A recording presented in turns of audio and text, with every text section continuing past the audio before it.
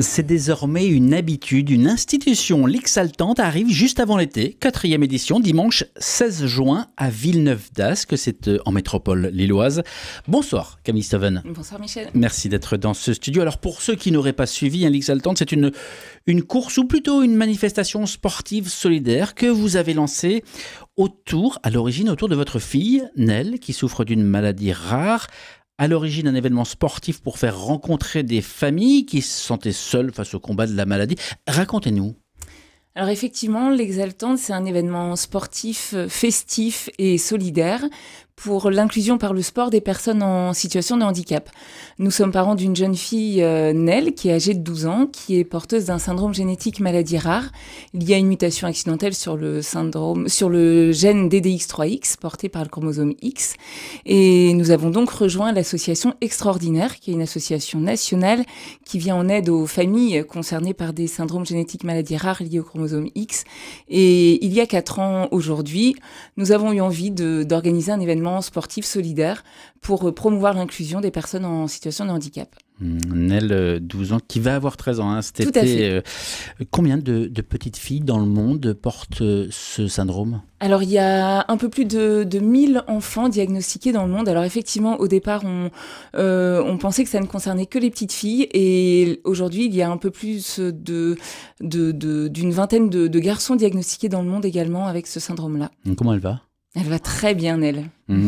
Alors, plutôt que de vous lamenter sur votre sort, vous avez donc voulu élargir vos horizons à travers cette journée qui est un succès d'année en année. Quel est le programme ? Alors le programme, c'est effectivement du sport pour tous, pour tous les niveaux, pour toutes les ambitions, avec des trails. Ça commence à 10h30, le rendez-vous est donné à la Plaine Canteleu, au Parc du Héron à Villeneuve-d'Ascq. Pour les départs de trail, il y a un 10 km, un 5 km, un 1500 mètres cette année pour les enfants à partir de 10 ans. Donc ça, c'est pour les parties chronométrées, pour les sportifs.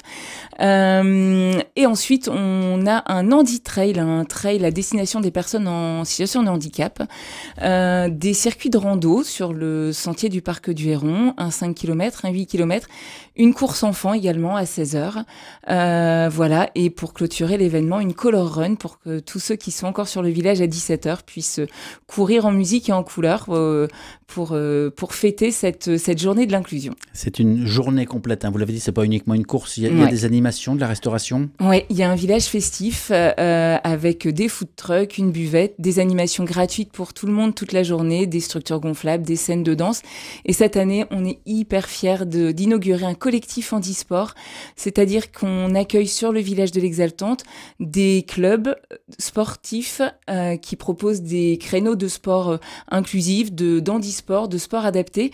Et ils vont être là pour nous proposer des initiations, des démonstrations et la découverte du matériel de sport adapté. Vous avez donné beaucoup d'informations sur les horaires, les distances, etc. Où est-ce qu'on retrouve tout ça ? Tout ça, c'est sur le site officiel de l'Exaltante, www.exaltante.com. Voilà, tous les renseignements y sont. Sur les réseaux sociaux, on est très présents aussi. Voilà, on vous attend nombreux. Exaltante, X-altante, pas tout à fait, X, voilà. Ouais, X-A-L-T-A-N-T-E. Comme le syndrome, le chromosome X. Qui sont vos partenaires pour cette grande journée ? Alors, on a de plus en plus de partenaires qui sont fidèles à nos côtés. On a Veolia, on a la société Exalt Compagnie, Auchan, la Carac, on a l'institution Collège de Marc également, on a l'Oxam, j'espère ne pas en oublier, on a Nord Capital Partenaire, et Trénois des Camps également, ça ce sont pour les sponsors, et après on a plein de partenaires qui nous aident par du soutien humain ou matériel également. Donc je ne me trompais pas quand je disais que c'était une institution cette journée. Vous avez regardé la météo, c'est le dimanche 16 juin. Alors à l'Exaltante, il n'y a pas trop de questions à se poser, il fait toujours beau, c'est la 4e année et là ils annoncent une fois de plus grand soleil. Est-ce qu'on peut parler de Nell un peu ? Nell, est-ce qu'elle a des frères et sœurs ? Nell, elle a trois sœurs, voilà, on est parents de 4 filles. Nell, elle est scolarisée en milieu spécialisé. C'est une petite fille rayonnante et c'est vraiment elle qui nous a donné envie de nous dépasser et aussi de nous lancer dans ce défi parce que nos enfants sont extraordinaires et relèvent tous les jours des défis. Comment vous faites pour qu'elle soit pas le centre de la famille ou au moins qu'elle soit pas le seul centre d'attention de la famille ? Alors effectivement, tant qu'on était parents de Nell uniquement, puisque c'est notre fille aînée, on était les parents de Nell. Et j'ai l'impression que quand ses sœurs nous ont rejoints, on est enfin devenu une famille. C'est vrai que quand le handicap s'est invité dans notre vie, on a dû s'adapter, on a dû créer du réseau, réimaginer un petit peu la vie en général. Et cette journée-là, elle est pour ça aussi, c'est qu'on a conscience que le handicap plonge nombre de familles dans la solitude et dans l'isolement. Nous, on a eu la chance que nos réseaux de familles, nos réseaux d'amis ne s'étiolent pas. Et cette chance-là, on n'a pas envie de la garder juste pour nous. On a vraiment envie que cet événement-là soit une occasion de maillage et de création de réseaux pour que chacun y trouve des réponses et des solutions à leurs besoins au quotidien. Voilà. Vous dites on a envie, depuis tout à l'heure, en fait, vous n'êtes pas seul, vous avez aussi un mari. Ouais. Quelle place, par exemple, il y a dans l'Exaltante? C'est sûr qu'organiser un événement comme l'Exaltante, on peut pas le faire tout seul, donc on est obligé. C'est une histoire familiale. Enfin, c'est vraiment un défi que tous les 6 on relève et donc on s'aide, on invite aussi un maximum de bénévoles à nous rejoindre pour nous épauler dans cette aventure, mais effectivement. Tous les ans, c'est une grosse partie de notre temps qui est utilisée à l'organisation de cette journée. Ce n'est qu'à l'âge de 6 ans que vous avez appris le mal dont souffrait Nell. 6 ans, ça paraît pas grand-chose, mais pour un enfant, pour les parents, c'était une éternité, surtout quand on vit au rythme des examens, des angoisses, des questions sans réponse. Sur quoi est-ce que vous vous êtes, à l'époque, appuyé? Quels ont été vos soutiens? Oui, c'est vrai que jusqu'à l'âge de 6 ans, on savait pas ce que Nell avait. On voyait bien qu'il y avait quelque chose qui clochait dans son développement et dans les apprentissages. Après, je pense que comme tout parent d'enfants porteurs de handicap ou pas, on s'appuie sur les progrès de ses enfants tous les jours et on s'appuie surtout sur leur joie de vivre. Mais cette période d'errance médicale, d'errance thérapeutique et d'errance diagnostique est extrêmement douloureuse, coûteuse. Elle sème le doute et elle empêche de se projeter. Après, la pose d'un diagnostic n'est pas une réponse en soi non plus parce que finalement la prise en charge clinique était déjà là avant que le diagnostic ne soit connu, mais ça permet quand même d'avoir une certaine projection dans ce que sera l'avenir de nos enfants. Mais le combat était déjà là pour aider Nell et pour lui permettre de s'épanouir au maximum au quotidien avant même de savoir quel était le syndrome qui la concernait. Camille Stoven, vous en parlez avec fougue, avec enthousiasme, avec joie. La joie d'ailleurs qui se partage, c'est notre slogan sur RCF, mais ça n'a pas toujours été le cas, j'imagine. Au vu de votre expérience en famille, en tant que maman aussi, qu'est-ce que vous pouvez dire à des parents, à des mamans qui parfois se sentent un peu démunis, abattus devant que ce soit la découverte d'un handicap, d'une maladie inattendue de leur enfant? De rester effectivement dans le lien social, d'aller à la rencontre de l'autre, de partager. Les réseaux sont vraiment un soutien énorme parce que d'être compris par l'autre, de pouvoir être persuadé qu'on n'est pas seul au quotidien, pas seul à vivre ces difficultés-là, c'est extrêmement important. D'avoir des lieux de ressources, c'est ce qu'on essaye aussi d'apporter avec l'Exaltante, et puis rester persuadé que le bonheur est toujours présent et que l'espoir est toujours présent. Nous, forcément, aujourd'hui encore, il y a des jours où c'est un peu moins évident que d'autres, où le handicap nous ressaute un peu à la figure, mais on garde l'espoir parce qu'on n'est pas tout seul et qu'il y a plein de jolies choses à vivre. Comment vous envisagez l'avenir? Comme le quotidien. Quand Nell va grandir encore? Ouais, tout ça s'anticipe parce qu'effectivement, on a la chance de vivre dans une société qui est quand même très accueillante et très aidante, mais ça s'anticipe, on doit se poser des questions au quotidien. C'est vrai que ce qu'il y a de plus lourd avec un enfant en situation de handicap, c'est pas le quotidien, c'est l'avenir finalement, les projets qu'on peut faire, se dire est-ce que ces projets-là seront viables, est-ce que notre enfant sera toujours aussi heureux, aussi satisfait de sa vie, ou est-ce qu'un jour il sera confronté à des barrières qu'il pourra pas franchir, mais aidé par les sourires de l'autre et par les sourires de notre enfant, on continue à avancer, on continue à espérer. Alors ça fait peut-être cliché, mais j'avais envie de vous demander si vous êtes allé voir un petit truc en plus, le film qui tourne au cinéma. Pas encore, parce que j'organise un énorme événement pour dans 10 jours et j'ai pas encore eu le temps, mais c'est au calendrier, j'espère qu'il sera encore dans les salles après le 16 juin. Vous avez dit que la société s'ouvrait sur le handicap ou changer de regard? L'inclusion, c'est désormais une valeur. Est-ce qu'on a des éléments tangibles pour vraiment dire oui, c'est vrai, ça bouge? Oui, moi je pense qu'effectivement l'inclusion dans le travail des personnes en situation de handicap est de plus en plus vraie. Il y a des lois qui existent, mais il y a surtout des valeurs humaines qui existent et qui ressortent chez nombre de personnes. On espère aussi que ces Jeux Olympiques et Paralympiques 2024 vont ouvrir, ou en tout cas c'est ce qu'on voit, et c'est pour ça qu'on a l'énergie d'organiser ce genre d'événements. C'est parce qu'on sait aussi qui vient réveiller des valeurs qui sont déjà présentes chez nombre de personnes. Vous voulez dire que c'est plus que se donner bonne conscience, afficher bonne figure?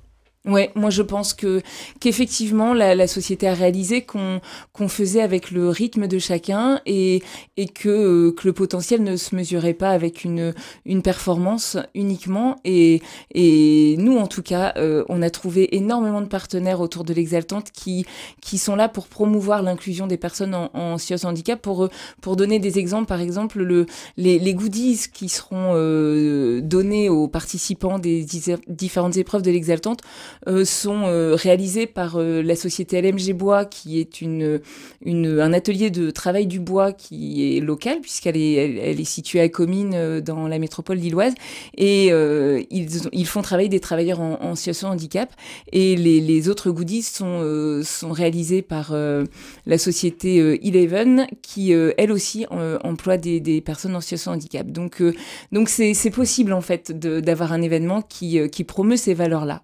On va reparler de l'Exaltante un petit peu aussi de manière concrète pour savoir à qui ça s'adresse, qui est-ce qui peut venir, etc. Mais un mot encore, alors vous êtes très solaire, très positive, mais vous savez, la place des personnes porteuses de handicap est un vrai sujet aujourd'hui de société. Le petit, le faible, on a tendance à l'invisibiliser, à le mettre de côté. D'ailleurs, dans la course à la rentabilité, à l'utilité, difficile d'inclure ces personnes les plus fragiles. Qu'est-ce qu'il faut changer? Qu'est-ce qu'il faut améliorer? Je pense qu'on est capable maintenant, enfin en tout cas qu'un grand nombre de personnes sont désormais capables de voir les valeurs qu'il y a. Moi, je sais que dans notre parcours qui est pas encore long, puisque Nel n'a même pas encore 13 ans, on a rencontré des tas de personnes qui disaient mais Nel, c'est une chance de l'avoir rencontrée parce que elle apporte peut-être pas cette rentabilité, cette efficacité dans le travail, dans la tâche, dans l'activité, mais elle apporte un lien, elle apporte un espoir, un sourire, et forcément si on donne la parole à ces gens-là, on va se rendre compte qu'on a besoin d'eux finalement, quoi. J'ai vu que dans le Calvados, au mois d'avril, là, c'était tout récemment, une soirée extraordinaire aussi a été organisée, c'était dans une salle des fêtes, afin de soutenir la recherche sur ce syndrome DDX3X. Vous connaissez les différentes familles qui justement se bougent et s'organisent? Oui, il y a une association qui s'appelle l'Association Extraordinaire qui réunit, ou en tout cas qui invite les familles concernées par le syndrome DDX3X et par les autres syndromes liés au chromosome X. Alors Mélissa, la maman de Lénie, je la connais, qui a organisé ce repas. On a déjà organisé des événements ensemble, on essaye de se voir le plus régulièrement possible. Mais effectivement, la force d'une association, c'est de mutualiser les savoir-être et les savoir-faire, et effectivement de permettre à chacun de soutenir à sa façon la recherche, de soutenir à sa façon les réseaux, et de soutenir à sa façon les familles qui sont concernées par le handicap. L'année dernière, quand vous êtes venu nous parler de cette course, vous nous disiez qu'en octobre devait se tenir la première conférence internationale des DX3X à Paris avec des médecins, des chercheurs. Est-ce qu'elle a eu lieu? Elle a eu lieu, et c'était absolument extraordinaire. Effectivement, c'est la première conférence internationale pour le syndrome des DX3X. En tant que référente nationale pour le syndrome auprès de l'association Extraordinaire, j'étais dans le comité de pilotage, et ça a été une vraie réussite, parce que les chercheurs qui travaillent dans leur labo, dans la recherche génétique, dans la recherche diagnostique ou dans la recherche thérapeutique pour les patients, ont pu être au contact des familles, des patients, et ça les a remotivés.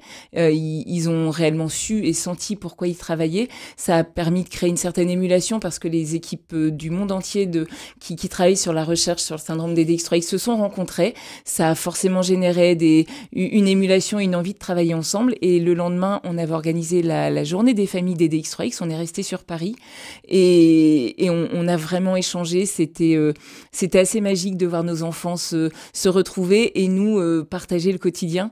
C'était vraiment une journée chargée d'émotions. Il y en a une autre qui est prévue, pas encore? Il n'y a pas de nouvelle conférence qui est prévue, mais on a déjà des projets dans les tuyaux axés sur l'accompagnement. Là, c'était une conférence qui était davantage axée sur les points de recherche diagnostique. Et là, on aurait envie de créer quelque chose sur l'accompagnement et la prise en charge des patients. Donc, plus d'infos sur la course qui a donc le dimanche 16 juin, je le rappelle, sur le site xaltante.com. C'est aussi, on ne l'a pas dit, un événement caritatif avec une récolte de fonds qui sont destinés à la recherche. Comment ça se passe? Oui, l'intégralité des bénéfices de la journée sont remis à l'association extraordinaire pour l'aider à porter la recherche et porter le soutien auprès des familles. Alors maintenant, sur le concret, donc on a redonné le site. Si certains se disent, tiens, dimanche, à Villeneuve-d'Ascq, c'est pas très loin, je peux essayer d'y aller, je m'inscris avant, j'ai des enfants, est-ce que je les amène? Je suis pas très sportif, est-ce que je peux y aller en marchant? Quelle est ma place? Il y a de la place pour tout le monde. Alors effectivement, les inscriptions aux épreuves chronométrées sont encore possibles jusqu'au samedi soir minuit, la veille de l'événement. Après, pour les marches, la course enfant, l'Andy Trail, les inscriptions sont encore possibles sur place. On a essayé de penser à tout. Alors, il y a une garderie pour vos enfants pendant le trail pour que vous puissiez courir en couple ou en famille. Il y a des structures gonflables, il y a des animations pour tout le monde, il y a des formats sportifs, je le répète, pour tous les niveaux. On n'est pas obligé d'être un sportif de haut niveau, on peut être un coureur du dimanche, on peut être un marcheur, on peut aussi ne pas venir pour faire des épreuves sportives, mais juste pour rencontrer les gens sur le village, pour profiter de cette belle journée et pour être solidaire de notre cause et de notre événement. Et si vous mettez un objectif, peut-être, vous vous dites, tiens, dès qu'il y aura tant de personnes, on pourra dire que c'est un succès?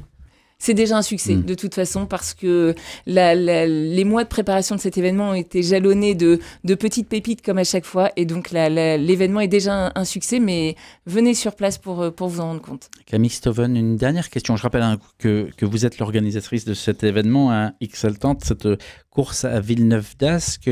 Celles et ceux qui se disent je me sens pas très concerné par tout ça, je me sens loin. Qu'est-ce que vous leur dites pour que, ils se disent peut-être oui, en fait? Je trouve que c'est légitime parce que quand on n'est pas confronté directement au handicap, on a le droit de ne pas se sentir concerné.